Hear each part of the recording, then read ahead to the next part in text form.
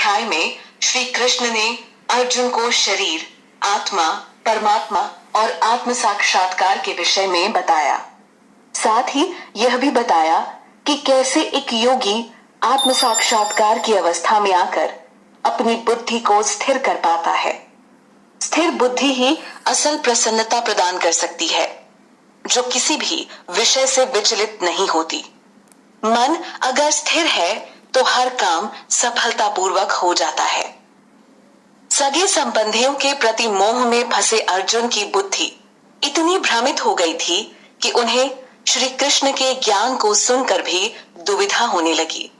अर्जुन को सिर्फ एक मार्ग की तलाश थी जिस पर वो चल सके, लेकिन अर्जुन कर्म और बुद्धि के बीच उलझ गए। वो श्री कृष्ण से कोई एक रास्ता बताने का अनुरोध करते हैं।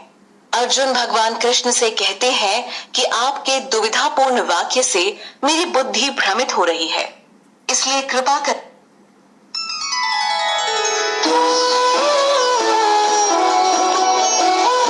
संजय ने ऐसे कृपायित अश्रुपूरित दुख से दहते हुए कौन्तेय से इस भांति मधुसूदन वचन कहते हुए श्री भगवान ने कहा, अर्जुन तुम्हारी संकट समय में क्यों हुआ अज्ञान।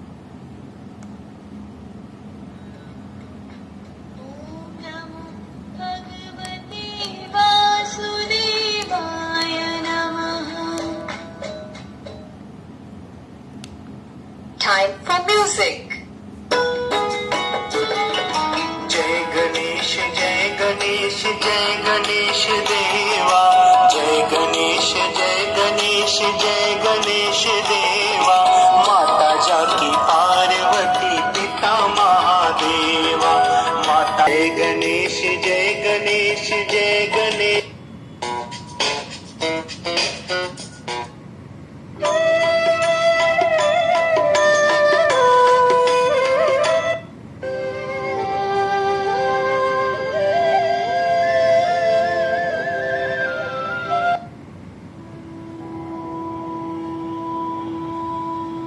Let's sit comfortably and easily.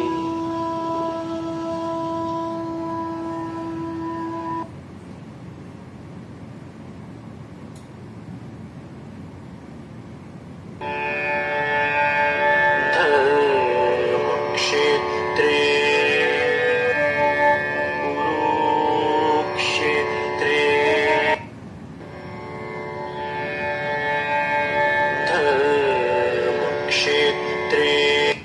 Kurukshetra की भूमि तैयार थी अब तक के सबसे बड़े धर्म युद्ध को जन्म देने के लिए।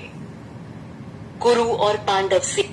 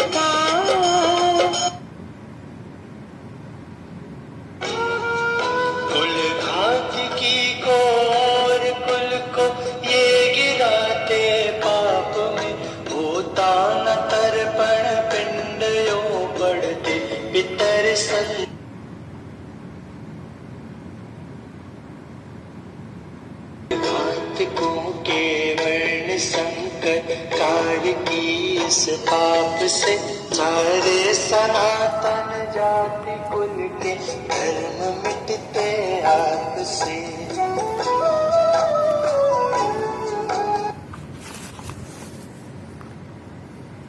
भगवान कृष्ण अर्जुन को कर्म का मूल सिद्धांत बताते हैं। वो अर्जुन को कहते हैं कि जिसे लोग संन्यास कहते हैं तो उसे ही योग समझ। क्योंकि संन्यास का सही मायने में अर्थ हुआ कर्म फल से जुड़ी आसक्ति को त्यागना। यहाँ भगवान कृष्ण ने संन्यास और योग को एक समान बताया है। एक सन्यासी को त्यागी के रूप में देखा जाता है। ठीक उसी प्रकार एक कर्म योगी में भी महज कर्म का त्याग करके ही कोई योगी नहीं बन। कर्म के प्रति कर्म फल से संन्यास लिए बिना कोई योगी नहीं बन सकता और न ही आध्यात्म जगत में उन्नति कर सकता है। इसी बात को समझने में एक अज्ञानी व्यक्ति मात खा जाता है। उसके अज्ञान को हटाने के लिए ही भगवान ने भगवत गीता रूपी इस